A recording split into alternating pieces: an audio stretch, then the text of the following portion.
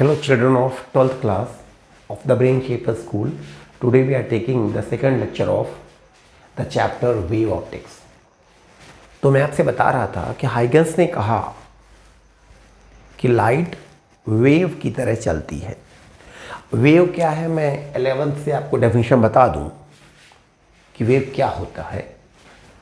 तो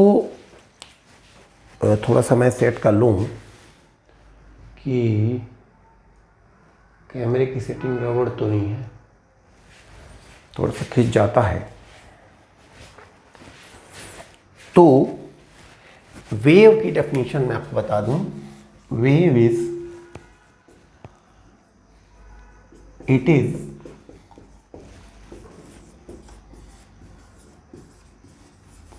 प्रोपिगेटिंग मतलब आगे बढ़ता हुआ, आगे बढ़ता हुआ। प्रोपिगेटिंग डिस्टर्बेंस, कोई डिस्टर्बेंस है जो आगे बढ़ रहा है, वो वेव कहलाता है। जैसे मैंने बोला तो मेरे होंठ हिले और हवा हिली, हवा जो बाहर आई वो हिल रही थी। तो ये जो डिस्टर्बेंस हवा में हुआ वो फिर इसके कारण आगे की हवा हिली, फिर और आगे की हिली, फिर और आगे की हिली, और फिर कैमरे के पास की हवा हिली और फिर ये रिकॉर्ड हो गया कैमरे में। या आप खड़े होते तो आपके कान का ईयर ड्रम हिलता और आप मेरी आवाज़ सुन लेते। तो मैंने जो डिस्टर्बेंस पैदा किया अपने होठों और टंग में, और तो वो डिस्टर्बेंस आपके ईयर ड्रम तक पहुंच गया। और डिस्टर्बेंस जब आगे बढ़ता है, मीडियम नहीं बढ़ता, सिर्फ डिस्टर्बेंस, ये हवा नहीं गई आपके कान के पर्दे तक, ईयर ड्रम तक। तो प्रोपेगेटिंग डिस्टर्बेंस ही वेव है। तो हाइगन्स कहते हैं, ये हाइगन्स थ्योरी की हम बात कर रहे हैं। हाइगन्स कहते हैं कि जो सोर्स होता है वो वाइब्रेट करता है। ऐसे थोड़ा बड़ा बना दूं, ये सोर्स है और ये करता है इस तरह से वाइब्रेट। तो इसके कारण इसके आसपास का मीडियम भी करने लगता है वाइब्रेट, फिर उसके आसपास ऐसे करते करते लाइट आगे बढ़ती जाती है। अब लाइट तब भी आगे बढ़ती है जब मान लीजिए यहाँ एयर है, तो एयर में लाइट आगे बढ़ जाती है। और अगर यहाँ वैक्यूम है तो वैक्यूम में भी तो लाइट बढ़ जाती है। लेकिन वैक्यूम में कौन सा मीडियम होता है? वैक्यूम मतलब कुछ भी नहीं। तो जहाँ कुछ भी नहीं है वहाँ लाइट कैसे आगे बढ़ती है? भाई लाइट अगर वेव है तो उस समय का ये आइडिया था कि वेव, आज की डेट में हम कहते हैं कि भाई लाइट इलेक्ट्रोमैग्नेटिक वेव है, उसे चलने के लिए मीडियम नहीं चाहिए। लेकिन हाइगन्स के ज़माने में 1678 में वेव का ही मतलब था कि जो किसी पार्टिकल को हिला हिला आगे बढ़े, तो वेव को मीडियम चाहिए। लेकिन लाइट तो वैक्यूम में भी चलती थी। तो हाइगन्स ने माना एक इमेजिनरी मीडियम। उन्होंने कहा कि आइए कल्पना करें कि एक मीडियम है जो वैक्यूम में भी है, हवा में भी है, कांच में भी है, सब जगह है, और वो भरा हुआ है। तो वो उस मीडियम का नाम उन्होंने दिया ईथर। ये केमिस्ट्री वाला ईथर नहीं है, ये एक ऐसा मीडियम है, ubiquitous medium, all pervading medium. कल्पना करिए एक ऐसा मीडियम सब जगह है जो काफ़ी हल्का है, जिसकी डेंसिटी बहुत कम है लेकिन इलास्टिसिटी बहुत ज़्यादा है। एक ऐसा मीडियम सब जगह भरा हुआ है, और जब बल्ब हिलता है बहुत माइक्रोस्कोपिकली तो वो ईथर हिलता है, फिर उस ईथर से और ईथर हिलता है, फिर और ईथर से और ईथर हिलता है, क्योंकि ईथर भरा हुआ है। और इस तरह से दूर दूर के ईथर भी हिलने लगते हैं, और वहाँ अगर कोई आदमी खड़ा है तो उसकी आँख के आसपास के ईथर भी हिलने लगते हैं, और वो देख लेता है कि देखो ये बल्ब की लाइट आँख में आ गई। तो ईथर मानते हैं कि सब जगह है, सब तरफ ईथर है, ये इमेजिनरी मीडियम। तो यहां पर एक कॉन्सेप्ट उन्होंने दिया, वेव फ्रंट। वेव फ्रंट एक टर्म बनाई, और उस टर्म की डेफिनेशन ये दी कि वेव फ्रंट क्या है? It is surface formed by particles, by joining particles vibrating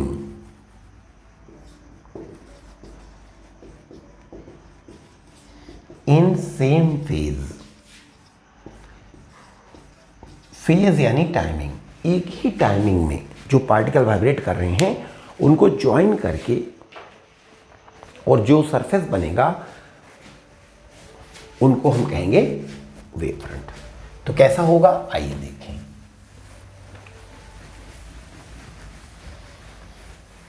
जैसे मान लीजिए कि अच्छे समझना है, काफी इंपॉर्टेंट और सिंपल चैप्टर है, खूब अच्छे मार्क्स मिलते हैं। जैसे ये बल्ब है, अब ये वाइब्रेट किया तो इसके आसपास का ईथर भी वाइब्रेट किया, फिर ये ईथर वाइब्रेट किया, फिर ये ईथर वाइब्रेट किया, और फिर कुछ देर में ये ईथर सब वाइब्रेट करने लगे। तो जितनी देर में ये ईथर वाइब्रेट करना शुरू किया उतने टाइम पर ये वाला ईथर क्या कर रहा था, तो वो ईथर सो रहा था, शांत था, क्योंकि उस तक अभी शेकिंग पहुंची ही नहीं। तो जब इसने वाइब्रेट करना शुरू किया, इस पार्टिकल ने, आइए इसका नाम रख दें ए, उस समय और कौन कौन वाइब्रेट करना शुरू किया, जैसे ये बी, सी, डी, ई, एफ, ये वो पार्टिकल हैं जिन्होंने ए के साथ वाइब्रेट करना शुरू किया, क्योंकि वेव जितनी देर में ए पे पहुंची उतनी देर में बी पहुंची, उतनी देर में सी पे पहुंची, because they all are at same distance as A is from source. ये सोर्स है। तो जिस समय ए वाइब्रेट किया उस बैच वाले ये लोग हैं। तो जब हम इनको ज्वाइन कर देंगे तो जो ये एक प्लेन बनेगा, आप कहेंगे कि ये तो सर्कल बन रहा। सर्कल तो देखिए एक कर्व होता है। जिस समय मान लीजिए यहाँ बल्ब है, तो जिस समय इसकी लाइट यहाँ पहुँचेगी उसी समय इधर पहुँचेगी, इधर पहुँचेगी, इधर पहुँचेगी, इधर पहुँचेगी, तो ये सबको मिलाने से बन गया वेव फ्रंट। लेकिन उसी समय कहे इधर नहीं पहुँचेगी, इधर नहीं पहुँचेगी, इधर नहीं पहुँचेगी, इधर नहीं पहुँचेगी, इधर नहीं पहुँचेगी, तो इनको भी ज्वाइन करिए ना। तो इसी पर को क्यों करते, इसको भी करिए, तो ये पूरा एक स्फीयर बनेगा ऐसे, जिसमें वो पार्टिकल होंगे जो एक साथ वाइब्रेट करना शुरू करेंगे। इसीलिए सर्कुलर नहीं होगा, स्फेरिकल वेव फ्रंट होगा। फिर जब वेव फैलते फैलते यहाँ तक पहुँची तो ये वाली यहाँ पहुँची, ये वाली यहाँ पहुँची, ये वाली यहाँ पहुँची, ये वाली यहाँ पहुँची, ये वाली यहाँ पहुँची, तो ये अगला वेव फ्रंट बन गया। तो ये क्या है, ये वेव फ्रंट 1, ये wave front 2। It belongs to another time, कुछ देर बाद का वेव फ्रंट। फिर उसके बाद वेव फ्रंट यहाँ पहुँचेगा और इस तरह से इसका वेव फ्रंट ऐसे फैलता जाएगा और ये स्फेरिकल वेव फ्रंट होगा। तो वेव फ्रंट कई तरह के हो सकते हैं, स्फेरिकल, सिलेंड्रिकल, प्लेन। तो 3 प्रकार के वेव फ्रंट होते हैं।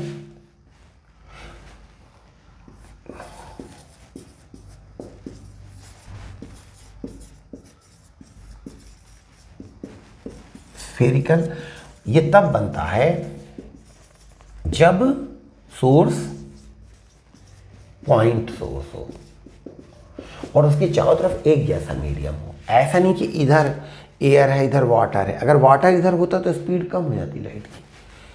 फिर जैसे ही मान लीजिए इधर एयर होती तो जब लाइट यहाँ पहुँची तो वाटर में इतनी ही जाती, तो वेव फ्रंट भी ऐसा बनता, तो उधर ज़्यादा जाती इधर कम जाती। तो हम कल्पना कर रहे हैं कि मीडियम के चारों तरफ या तो वाटर है या एयर है।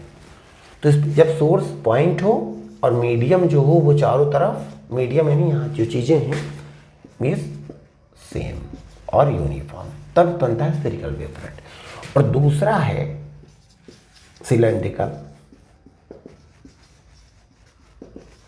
सिलेंड्रिकल वेव फ्रंट क्या है कि अगर सोर्स लाइन हो, जैसे ट्यूबलाइट है, तो अब एक साथ ये जली तो इसकी लाइट जब यहाँ पहुँची तो इधर यहाँ पहुँची, इधर यहाँ पहुँची तो इधर यहाँ पहुँची, इधर यहाँ पहुँची तो इधर यहाँ पहुँची। तो क्या होगा, यहाँ ये पॉइंट्स एक साथ एनलाइटन हुए और एक साथ ही एनलाइटन हुए और इसकी लाइट इधर इधर भी तो आएगी भाई। जैसे ट्यूबलाइट है तो इसकी लाइट ऐसे ऐसे जाएगी कि उधर भी जाएगी। तो एक ऐसे बनेगा और इस तरह से बनेगा। तो ये इस तरह से ऐसे बन जाएगी। फिर ये कुछ देर बाद ये यहाँ पहुँचेगा, ये यहाँ पहुँचेगा, तो ये इस तरह का बन जाएगा। ये सिलेंडर और फैल जाएगा। तो जब सोर्स लाइन सोर्स हो और मीडियम एक जैसा हो, है ना, इसको आप अपनी कॉपी में लिख सकते हैं कि जब सोर्स लाइन हो और मीडियम एक जैसा हो, उसको लिखने की जरूरत नहीं है, लिख दिया है ऊपर, उस जैसा उसमें वैसा इसमें, तो इस तरह का सिलेंड्रिकल वेव फ्रंट बनता है। ये सोर्स है, ये वाला सोर्स है ये। और फिर तीसरा होता है प्लेन वेव फ्रंट। तो प्लेन वेव फ्रंट जो होता है, ये सिलेंडर जैसा है, फिर प्लेन। मान लीजिए यही वेव फ्रंट आगे जाए आगे जाए आगे जाए आगे जाए, फैलता जाए, तो इतना बड़ा हो जाएगा कि जब ये कुछ दूर पहुंचेगा तो फिर ये ऑलमोस्ट प्लेन दिखेगा। इस तरह से ये भी जब फैलेगा तो प्लेन दिखेगा। तो जब सिलेंड्रिकल और स्फेरिकल वेव फ्रंट बहुत दूर चले जाते हैं तो फिर वो ऑलमोस्ट प्लेन वेव फ्रंट बन जाते हैं। भाई स्फीयर फैलतेगा और फिर ये प्लेन दिखे। जैसे सूरज का वेव फ्रंट हमारे पास जब आया सनलाइट, तो वो प्लेन होता है। ठीक है। अब रे ऑफ लाइट देखिए, तो अगर हम वेव फ्रंट पे नॉर्मल डाल दें 90 डिग्री पे, तो ये बन जाती है रे। और रे वो होती है जिधर लाइट एनर्जी आगे बढ़ती है, ये रे। इसी तरह से यहाँ पे भी, तो जब वेव फ्रंट प्लेन हो जाता है जैसे इस तरह का, तो फिर रे हो जाती है पैरेलल। यहाँ पे रे कैसी हो जाती है? डाइवर्जिंग। जब वेव फ्रंट आप देख रहे हैं कॉनकेव है तो रे डाइवर्जिंग हो गई, जब वेव फ्रंट कॉन्वेक्स है तो रे कन्वर्जिंग हो गई, और जब वेव फ्रंट प्लेन होगा तो रे पैरेलल बीम हो गई। जैसे कि गाड़ियों की हेडलाइट होती है, पैरेलल बीम निकलती है। ठीक।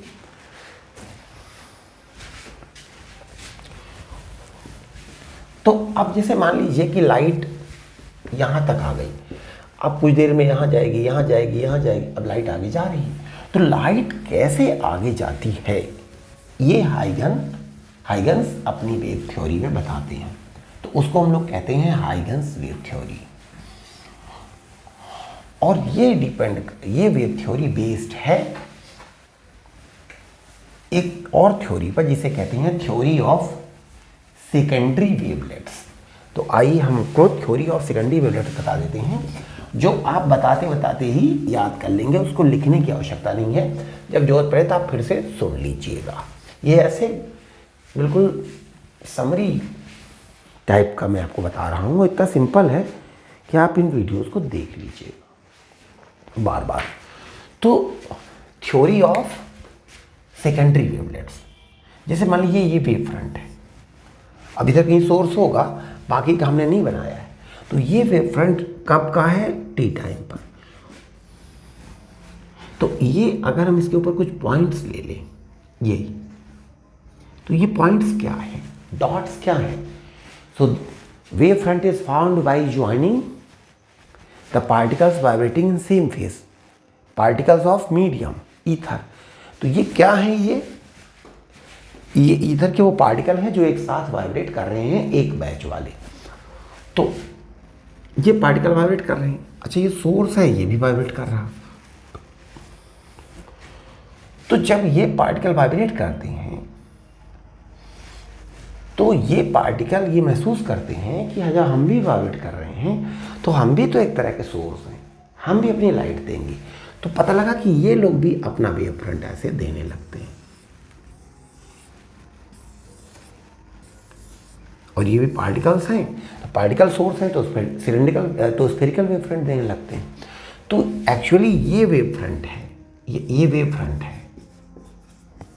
वेव फ्रंट्स, तो ये पहला पॉइंट है, मैं आपको इसमें बता रहा हूं थ्योरी ऑफ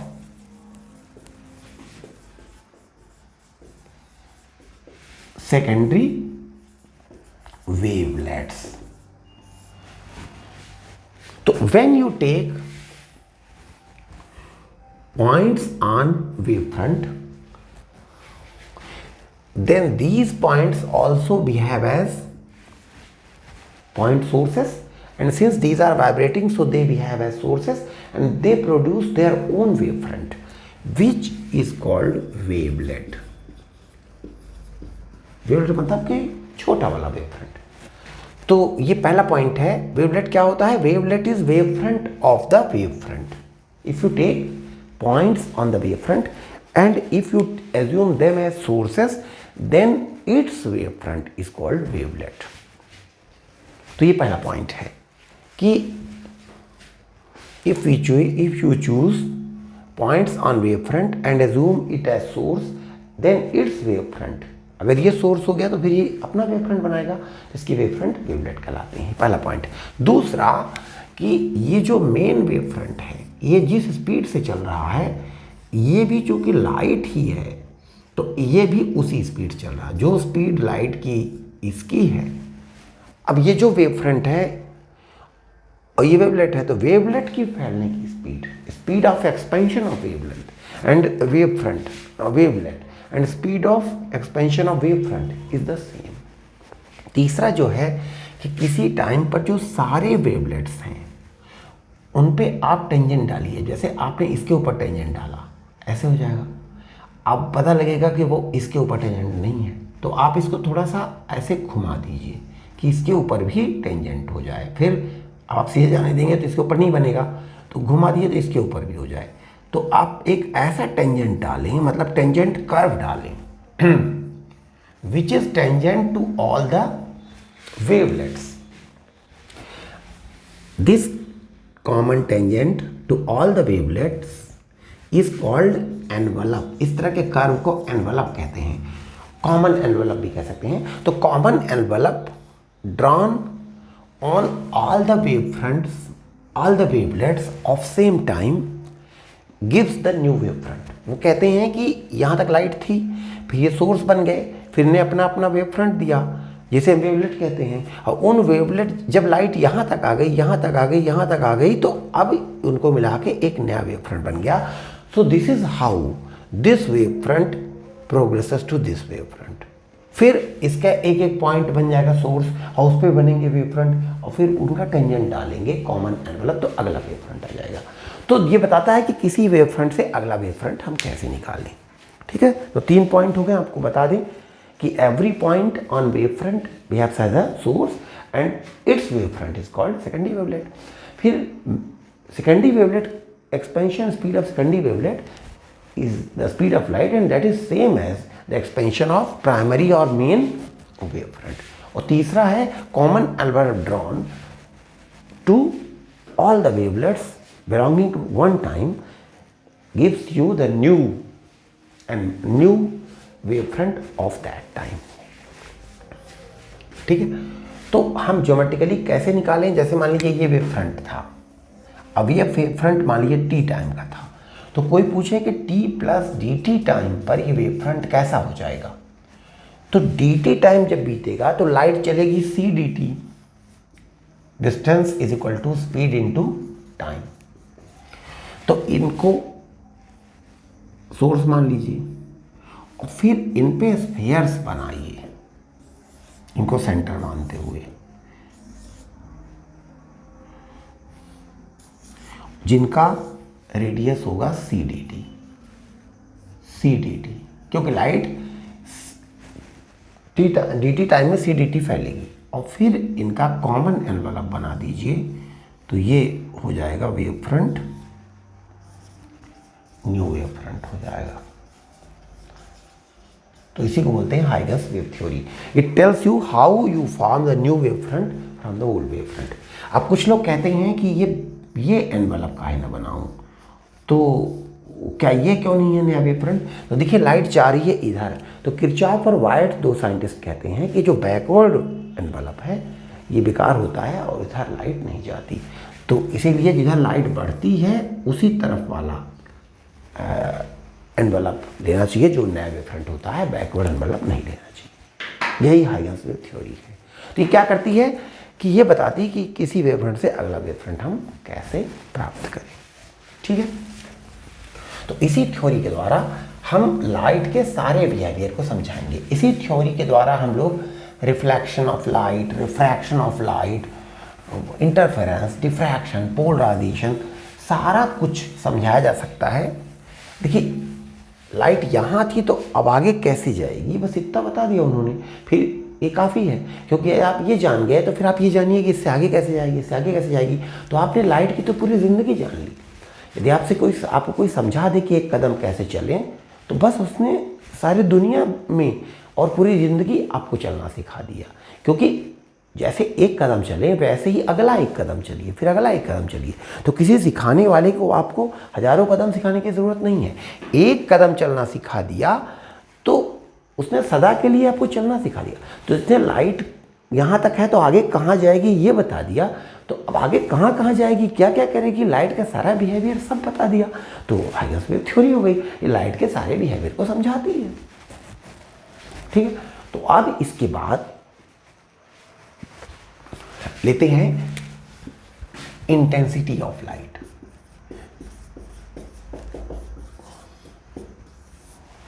कोई भी वेव जब चलती है तो उसकी इंटेंसिटी आपने 11th में पढ़ी है, 2 pi square n square a square rho v, ये होती है। इसे आप याद कर लीजिए।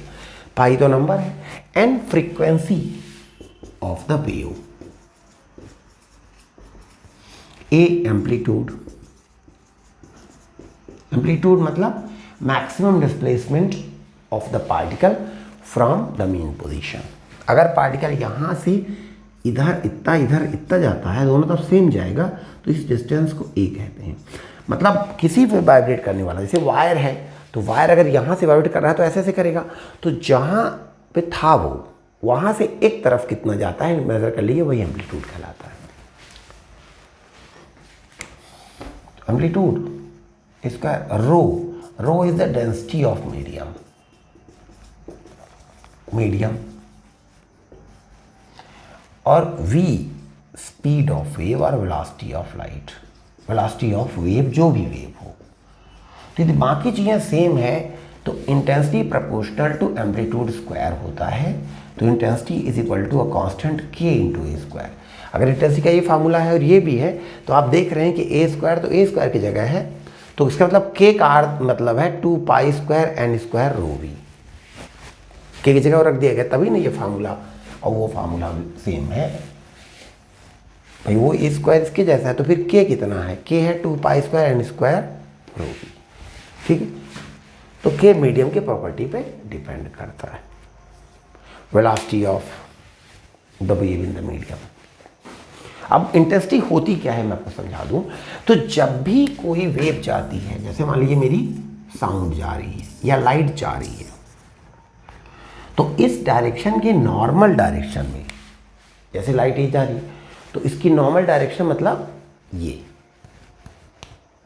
इस डायरेक्शन में, जैसे मेरी हथेली, लाइट ऐसे जा रही है तो ये नॉर्मल। तो नॉर्मल डायरेक्शन में आप इमेजिन करिए 1 मीटर स्क्वायर एरिया।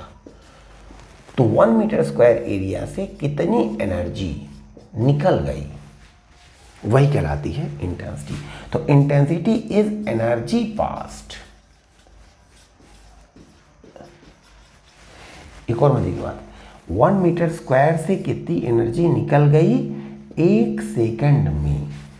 तो energy passed per metre square normal area per second, that is energy passed upon area time. इसीलिए यूनिट बनती है joule per metre square second. ऐसा यूनिट क्या बनेगी इसकी, joule per metre square second. और joule per second क्या बोलते हैं, वाट। तो इसको हम लोग वाट पर मीटर स्क्वायर भी कहते हैं। ठीक है, तो इससे क्या होता है कि ये पता चलता है कि लाइट कितनी ज़्यादा ब्राइट होगी, जितनी ज़्यादा इंटेंसिटी उतना ब्राइट, क्योंकि उतनी एनर्जी जा रही। साउंड कितना ज़्यादा इंटेंसिटी तो बने कितना ज़्यादा हल्ला। साउंड की इंटेंसिटी बढ़ेगी मतलब साउंड का हल्ला बढ़ेगा। और लाइट की इंटेंसिटी बढ़ेगी यानी लाइट की चमक बढ़ेगी, ब्राइटनेस बढ़ेगी। Intensity of light means the energy, intensity of sound means the energy. लेकिन साउंड की इंटेंसिटी माने साउंड एनर्जी यानी हल्ला, क्योंकि साउंड को हल्ला समझते हैं। और लाइट की इंटेंसिटी यानी लाइट की चमक या ब्राइटनेस, या कितना ल्यूमेन है, कितना चमक है।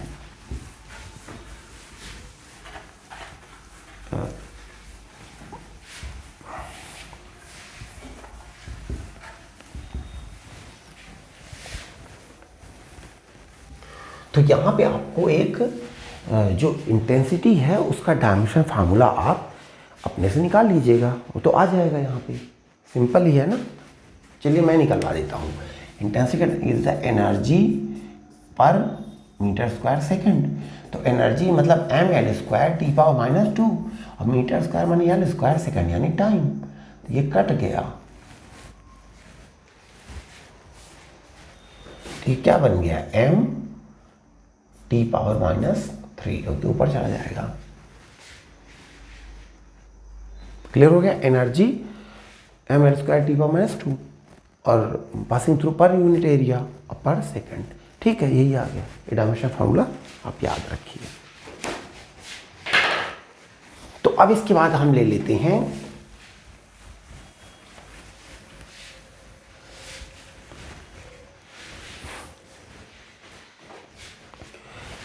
इंटरफेरेंस।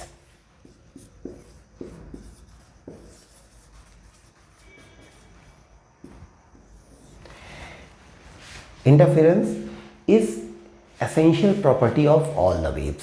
सारी वेव में प्रॉपर्टी पाई जाती है। अब क्या होता है इंटरफेरेंस?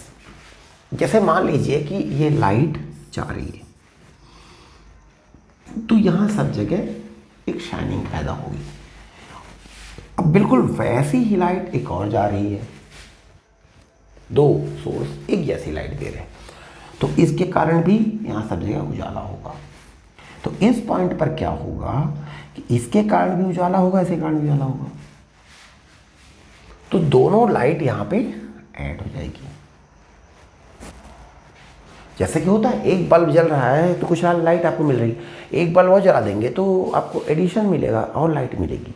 लेकिन ये बात साबित हुई, एक्सपेरिमेंट में पाया गया कि अगर बिल्कुल एक जैसे बल्ब है, एक जैसे, मतलब वेरी वेरी आइडेंटिकल सोर्स, तब एक बड़े मजे की बात होगी। तब ये देखा जाएगा, देखेंगे लोग कि जैसे यहाँ पर बहुत ज़्यादा ब्राइटनेस आ गई, मतलब मैक्सिमम इंटेंसिटी, खूब चमक, और यहाँ पे हम देखेंगे तो पाएंगे कि अरे यहाँ तो बहुत कम लाइट है, अंधेरा हो गया।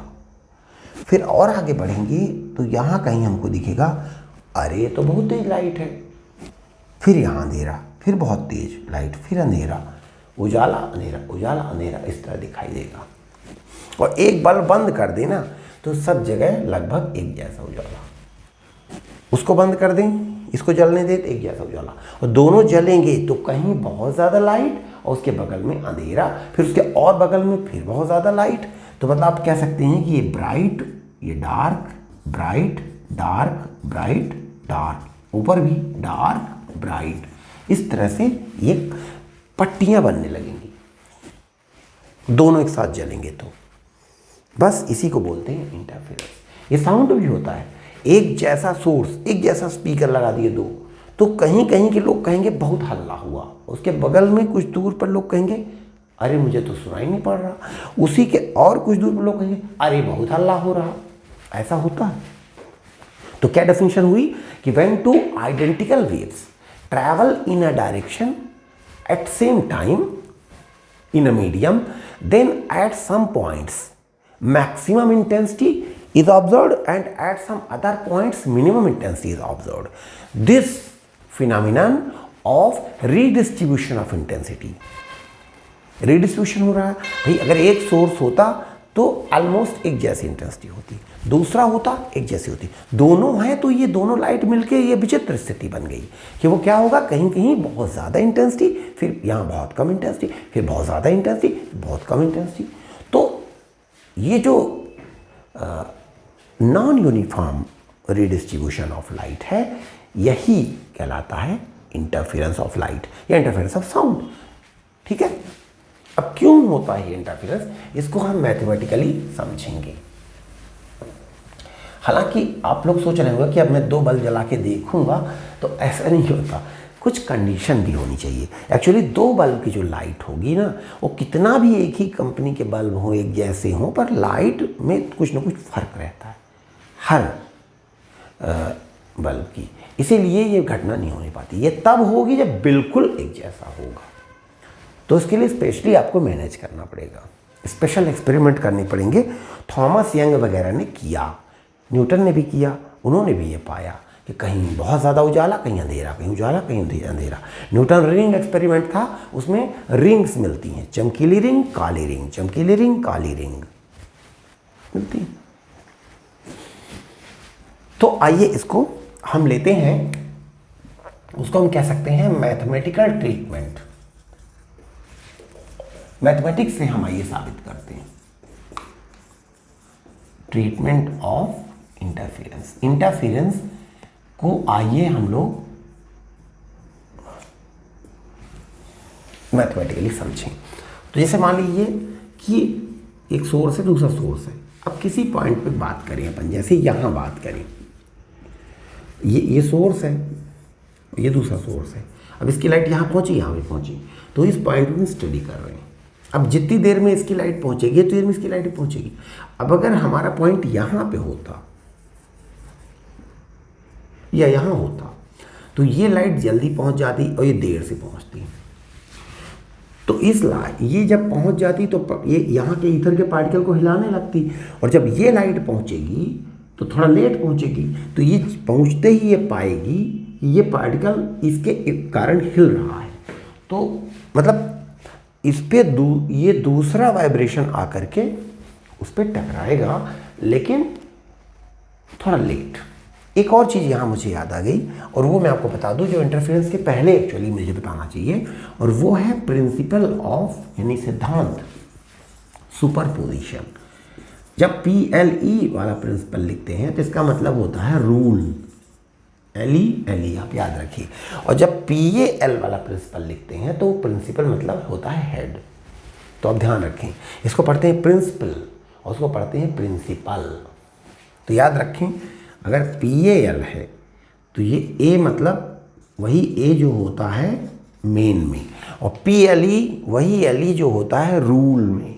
तो उससे आप याद रखिए, PLE प्रिंसिपल रूल और PAL मेन। जैसे आप कहेंगे स्कूल का प्रिंसिपल, तो स्कूल के मेन होते हैं। पार्टी का भी प्रिंसिपल, तो उसको प्रिंसिपल ऑफ पार्टी बोल सकते हैं।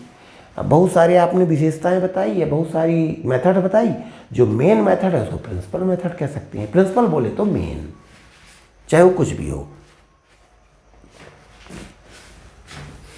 तो प्रिंसिपल ऑफ सुपरपोजिशन हम आपको बता दें, प्रिंसिपल ऑफ सुपरपोजिशन जो है वो थॉमस यंग ने दिया था। वो कहते हैं कि अगर कोई वेव चलती है तो उसके कारण ये यहाँ के पार्टिकल सब हिलने लगते हैं। तो हर पार्टिकल जब हिलता है तो कैसे हिलता है, ऐसे ऐसे ऐसे ऐसे करता है। तो अब किसी टाइम पे मान लीजिए वो पार्टिकल यहाँ है, किसी टाइम पे भाई हिल रहा है ना, तो कभी यहाँ होगा, कभी यहाँ होगा, कभी यहाँ होगा, यहाँ होगा, यहाँ होगा। किसी टाइम मान लीजिए यहाँ है, तो आप उसका डिस्प्लेसमेंट नाप लीजिए, मान लीजिए आ गया -3। तो आप कहेंगे कि उतने टाइम पे डिस्प्लेसमेंट -3। फिर कुछ देर बाद आप देखेंगे कि -2 है, -1 है, 0 है, 1 है, 2 है, अलग अलग टाइम में। तो मान लीजिए कि इस पार्टिकल का डिस्प्लेसमेंट उस किसी टाइम पर -3 है। अब मान लीजिए दूसरी वेव आ रही है इधर से, अब ये भी इसी पार्टिकल को हिलाएगी, क्योंकि ये भी तो इसी मीडियम से गुजरेगी। जैसे मैं बोल रहा हूँ तो हवाएं हिल रही हैं। अब अगर साथ में कोई लाउड स्पीकर बज रहा है, कुछ और लोग रामचरितमानस का पाठ कर रहे हैं, तो उनके कारण भी तो यही हवाएं हिलेंगी ना, जो हवाएं मेरे कारण हिल रही हैं। तो वही पार्टिकल पे एक से ज़्यादा वेव उसी पार्टिकल को हिलाने की कोशिश कर रही हैं। तो क्या होगा कि जिस पार्टिकल की हम स्टडी कर रहे हैं उसको पहली वेव ने इतना डिस्प्लेस कराया, और दूसरी वेव ने उसी टाइम पे मान लीजिए कि वो इतना डिस्प्लेस करा दी, कितना 1। मतलब अगर केवल पहली वेव होती तो पार्टिकल -3 डिस्प्लेस हुआ होता, केवल दूसरी होती तो 1 हुआ होता। अब अगर दोनों है तो क्या होगा, तो रूल कहता है कि -1 -3 + 1 यानी -2, यानी दोनों वेव के कारण अगर दोनों वेव एक साथ इस पार्टिकल के ऊपर आ गई तो ये पार्टिकल दो तो हो नहीं जाएगा कि यहाँ भी चला जाए वहाँ भी चला जाए। तो वो क्या करेगा, पहली वेव कहेगी तुम यहाँ जाओ, दूसरी कहेगी यहाँ जाओ, तो वो न यहाँ जाएगा न यहाँ जाएगा, वो वास्तव में -2 यानी यहाँ आ जाएगा। एक वेव उसको फोर्स करेगी कि 3 जाओ, -3 जाओ, दूसरी फोर्स करेगी कि 1 जाओ, तो ना -3 जाएगा ना 1 जाएगा, क्योंकि एक पार्टिकल एक टाइम पर एक ही जगह जाएगा, तो वो -2 पे चला जाएगा। तो ये थ्योरी कहती है कि अगर ये तो एक अपोजिट डायरेक्शन की बात हुई, अब मान लीजिए कि ये इसको कोई पार्टिकल इधर को ले जाना चाहता है y1 पे और इसको ले जाना चाहता है y2 पे, तो फिर क्या होगा, दोनों का लॉ पैरेललोग्राम से आप रिजल्टेंट निकाल लेंगे और जो ये y होगा total displacement that is equal to displacement due to first wave, due to second wave, due to third wave. मान लीजिए 3 वेव एक साथ आ गई, 4 वेव एक साथ आ गई, तो मैं आपको पढ़ के बताता हूँ कि when more than one waves travel through a medium at the same time, then displacement of any particle at any time is equal to the vector summation of the individual displacements of that particle due to various waves। अलग अलग wave के displacement, अलग अलग wave के कारण उस particle के displacements को जो आप सम कर देंगे तो उस पार्टिकल का एक्चुअल डिस्प्लेसमेंट आ जाएगा कि वो कितना डिस्प्लेस करेगी। तो हमेशा डिस्प्लेसमेंट्स को सम कर देते हैं, यही कहलाता है प्रिंसिपल ऑफ सुपरपोजिशन। तो अब हम चलते हैं मैथमेटिकल ट्रीटमेंट ऑफ इंटरफेरेंस।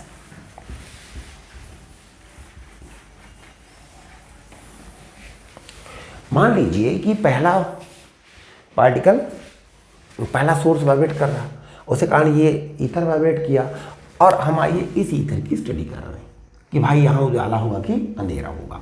तो ये ईथर का जो पार्टिकल है, ये वेव जल्दी पहुँच जाएगी, वही वेव फ्रंट बना के और वेव फ्रंट से वेवलेट, वेवलेट से वेव फ्रंट करते करते, तो जब ये वेव यहाँ पहुँचेगी ये पार्टिकल हिलने लगेगा और ये वेव कुछ देर बाद पहुँचेगी। तो अगर इस वेव का इक्वेशन हो गया y1, एक्चुअली इसको 1 कर दे ताकि 1 रहे, इसको 2 नाम रख दे, y1 is equal to a1 sin omega T.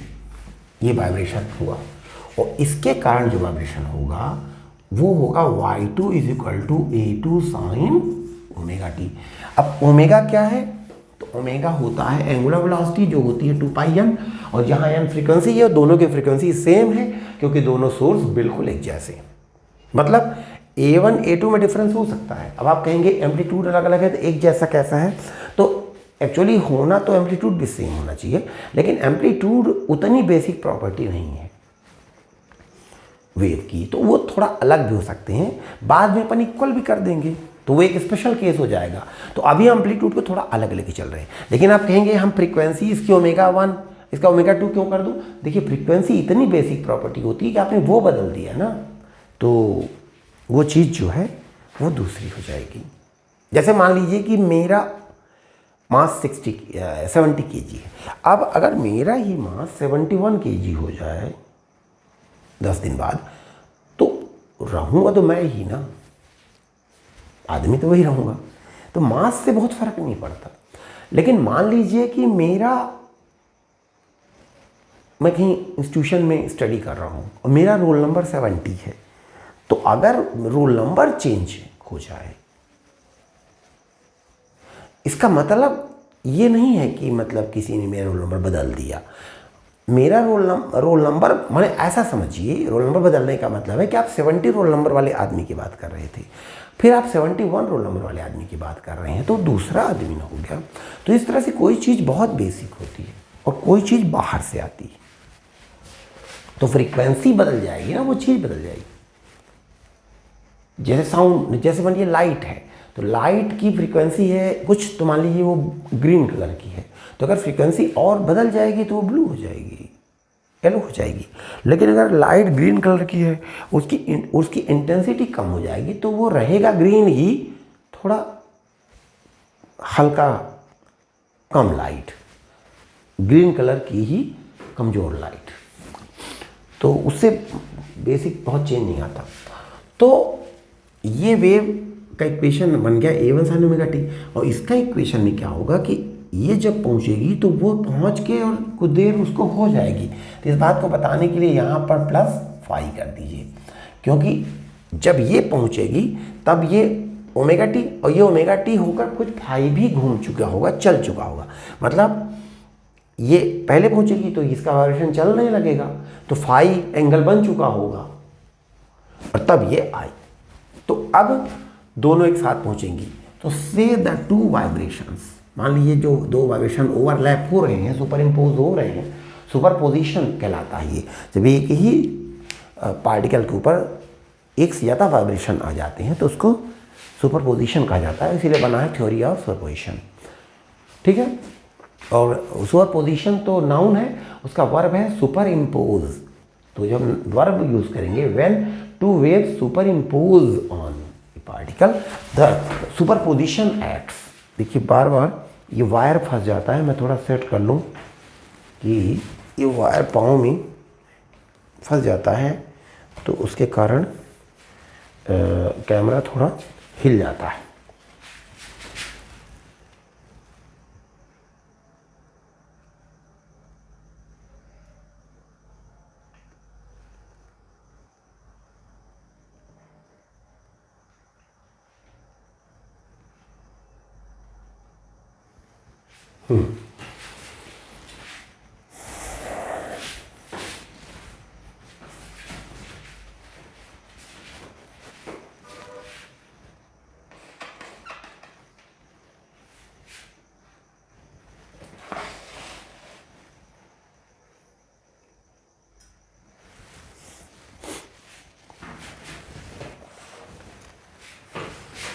तो से द टू वाइब्रेशंस, थोड़ा इसको setting,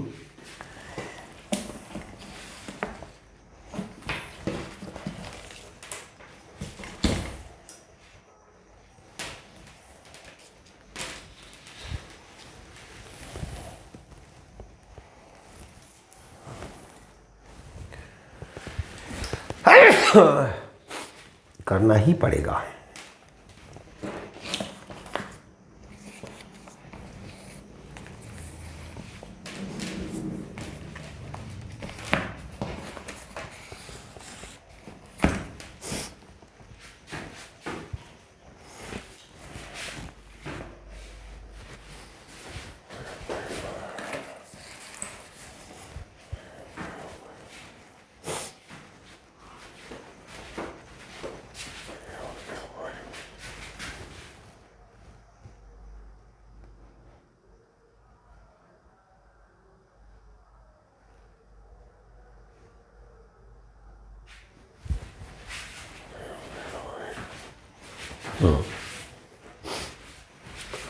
To say the two vibrations,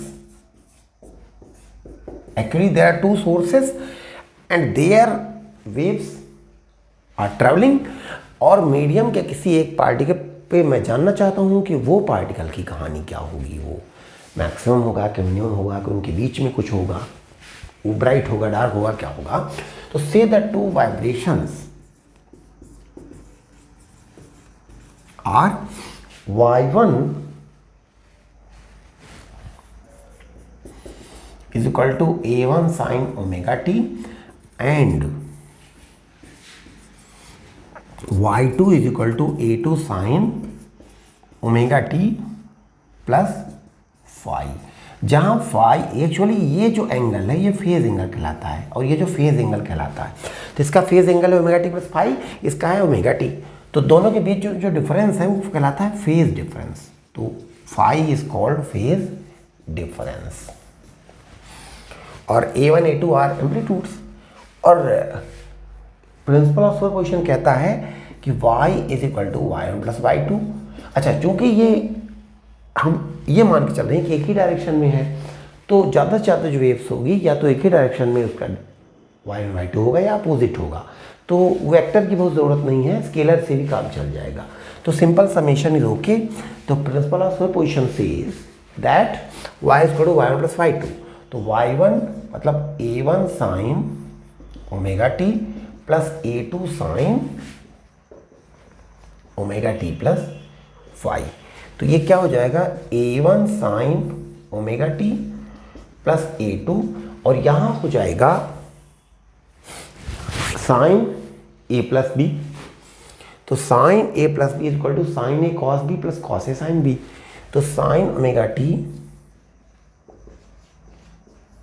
cos five plus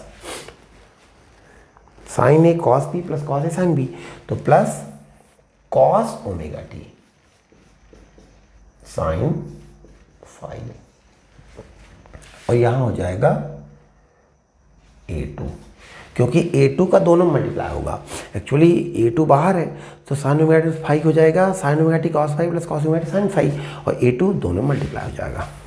तो अब ये बन जाएगा, अगर आप इसको देखिए इसको देखिए, तो इसमें साइन ओमेगा टी बाहर आ जाएगा, तो अंदर बचेगा a1 plus a2 cos five, और यहाँ होगा a2 cos omega T sine five. ये टोटल डिस्प्लेसमेंट आ गया, इस पार्टिकल का टोटल डिस्प्लेसमेंट, जिससे डिसाइड होगा total intensity of this particle which may be maximum और मिनिमम, क्योंकि बीच का कोई पार्टिकल या तो बहुत शाइनिंग होगा, डार्क होगा, या ब्राइट होगा, या उनके बीच की कोई, देखिए अब मैंने आपको इंटरफेस में बताया था कि कहीं कहीं मैक्सिमम इंटेंसिटी पैदा होती है, कहीं मिनिमम होती है, तो उनके बीच में क्या होता है, तो उनके बीच में इंटेंसिटी बीच में होती है। मान लीजिए मैक्सिमम 50 हो गई और मिनिमम 20 हो गई, तो जब यहाँ 50 है यहाँ 20 है, तो फिर यहाँ 50 है तो मैंने 40 30 20 फिर 30 40 50, माने उनके बीच में क्या होगी, तो बीच की कुछ होगी,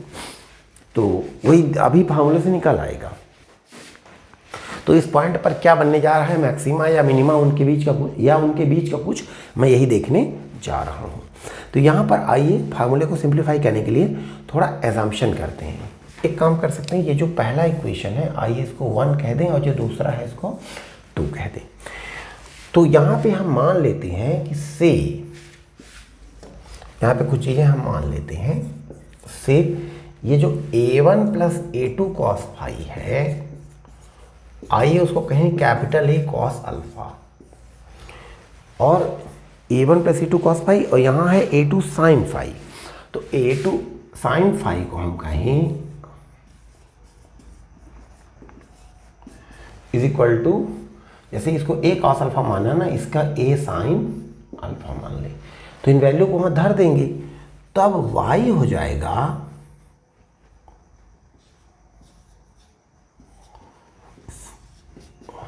साइन ओमेगा टी, और a1 plus a2 cos phi को हम क्या मान लेंगे, a कॉस अल्फा, तो a कॉस अल्फा प्लस, और a2 साइन फाई को a साइन अल्फा, तो a2 साइन फाई को a साइन अल्फा, तो capital A cos omega T sine alpha. तो आप देखेंगे कि साइन अल्फा दोनों में कॉमन है, तो नहीं साइन अल्फा नहीं कॉमन है, साइन और A कॉमन है, A कॉमन है, तो अंदर क्या बचा, sign omega T cos alpha plus cos omega T sine alpha, जो कि होगा sign omega t plus alpha. ये हमारा फाइनल इक्वेशन बन गया।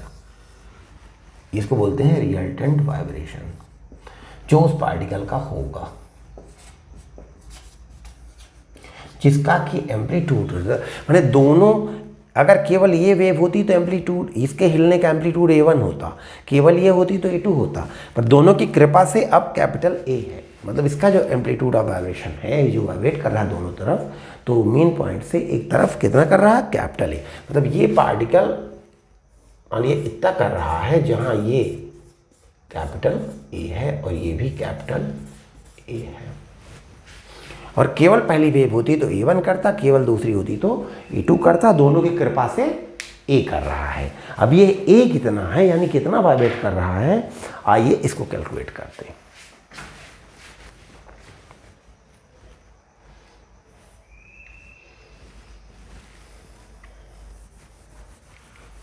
तो उसके लिए एक काम करते हैं, ये जो दो इक्वेशन हैं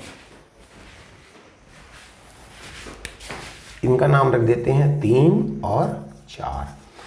भाई इसका 1, इसका 2, 3 4। अब एक काम करें, इक्वेशन 3 और 4 को, इक्वेशन 3 को स्क्वायर कर दें और 4 को भी कर दें, अब दोनों को ऐड कर दें तो कुछ हमारा नतीजा निकल आएगा। तो for further analysis we are squaring and adding equations 3 and 4।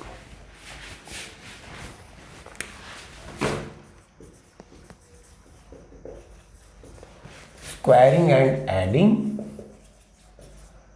3 में ऐसा गोल लगा दिया मैंने, इक्वेशन 3 and 4।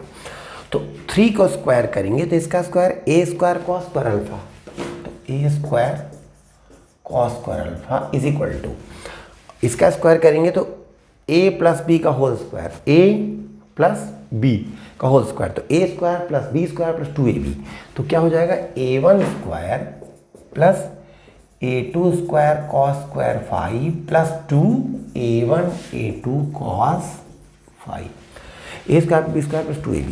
और जब इसका स्क्वायर करेंगे तो A sine square sine square alpha square A कहाँ से आ गया, ये तो अल्फा था, is equal to a2 square sine square 5, ये तो एक ही टर्म है, तो यहाँ रख देते हैं a2 स्क्वायर साइन स्क्वायर 5। ठीक है, तो ये हो गया क्या, we have added equations, squared the equations 3 and 4।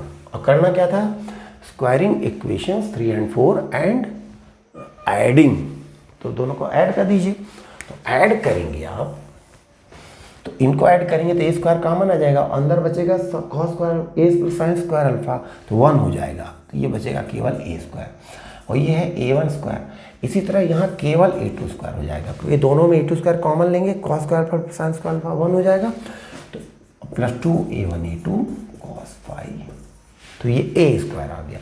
तो ए कैसे आएगा, पूरे का रूट ले लीजिए, तो ए आ जाएगा। ए क्या है, the amplitude of the resultant vibration at which the particle is vibrating due to effect of both the waves.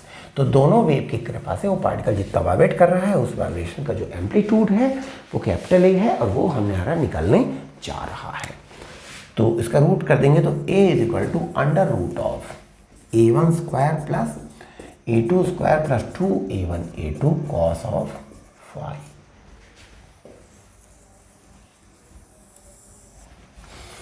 अब आप जानते हैं कि जब वो पार्टिकल का ये एम्पलीट्यूड है तो फिर उसकी इंटेंसिटी क्या होगी, तो आप जानते हैं एम्पलीट्यूड से हम इंटेंसिटी निकाल सकते हैं, क्योंकि मैंने आपको बताया था कि इंटेंसिटी इज इक्वल टू के ए स्क्वायर। तो जब एम्पलीट्यूड आ गया तो फिर इंटेंसिटी भी आ जाएगी,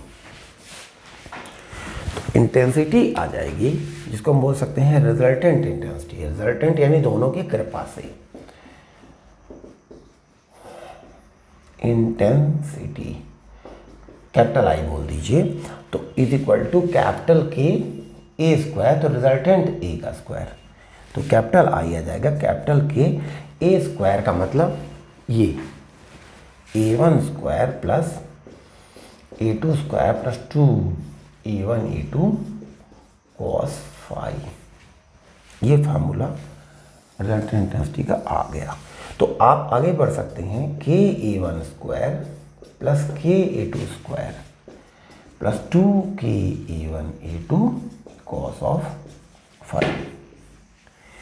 अब मान लीजिए ये मतलब दोनों की कृपा से ये इसको रिजल्टेंट इंटेंसिटी है, तो आपको कोई डाउट हो तो यहाँ एक आर भी लिख सकते हैं, मतलब कि फाइनल इंटेंसिटी।